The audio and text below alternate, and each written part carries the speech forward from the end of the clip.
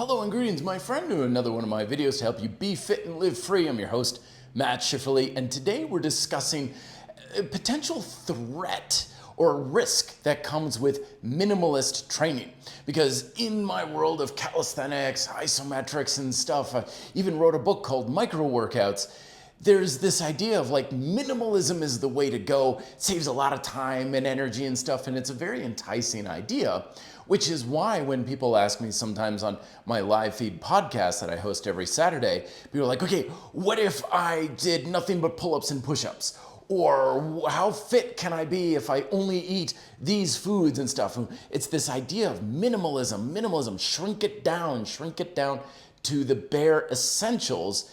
And that has this enticing idea between it being easier and more straightforward, but at the same time, it carries some significant risks to mind, body, and lifestyle. See, I used to fancy myself as a minimalist or minimalism in fitness and stuff, but inherently, the problem with minimalism is that it's fundamentally roughly the same thing as greed. Because when we have greed about something, what we're basically doing is we're just heading off in a particular direction endlessly. More money, bigger house, more clothes, more of a collection, just more, add. And that attitude seems great as long as what we're adding provides us some value that's worthwhile to the cost incurred with adding that stuff. Minimalism is often attractive for those who've been on that cycle. They keep adding more workouts and adding more exercises and more equipment and more rules into the diet. So eventually it just overloads you. It's a big high cost. You're spending a lot of time and a lot of energy and a lot of money. So minimalism suddenly starts seeming very appealing because it's like, I'm saving all of these things.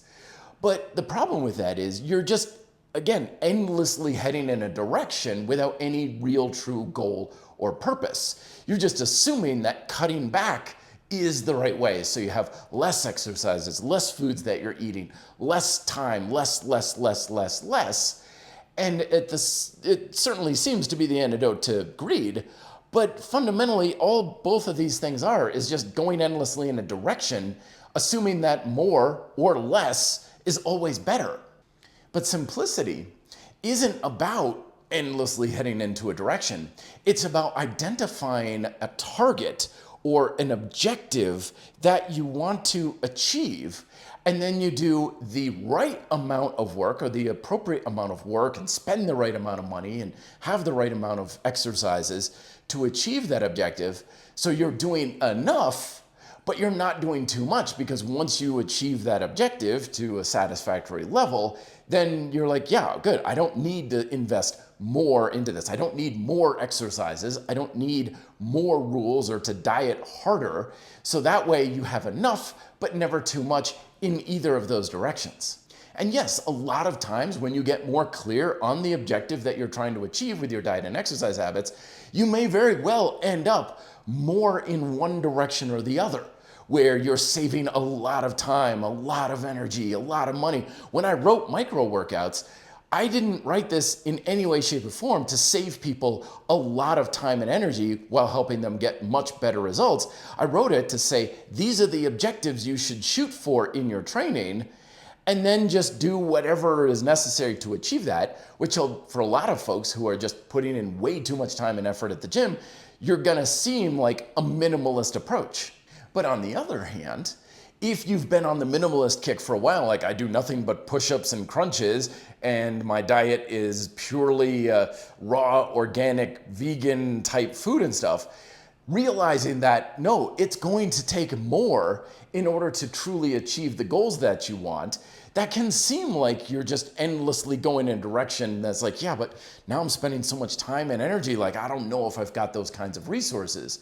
But you don't need to worry about overdoing it or underdoing it either, because simplicity is about understanding what your true objectives really are. So once you hit that objective, then you know, I don't need more exercises. I don't need to do more workouts or spend more time in the gym. I'm hitting my marks, so you know it's effective without overkill or underkill.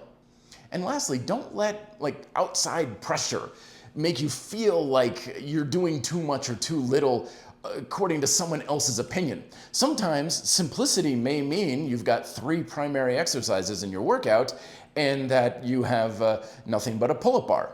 But other times, simplicity, depending on what you want, could be an hour-long workout with 15 exercises, and you've got a solid gold-plated workout machine that's worth $30,000 or something. Both of those are perfectly fine if they're helping you achieve the objective you want from your training. It's not a game of this is the one correct way or a right amount for everybody. It's knowing what you want specifically and then investing and having the things that help you achieve what you want, regardless of whether or not it's a lot more or a lot less than what others deem is like the right amount or appropriate. Check out the link down below for my video on the 3 fundamental objectives that I cover in my book, Micro Workouts, on losing weight, building muscle, and improving performance, and how you can go about them in the most efficient yet effective ways possible. Thank you very much for watching. Be fit and live free.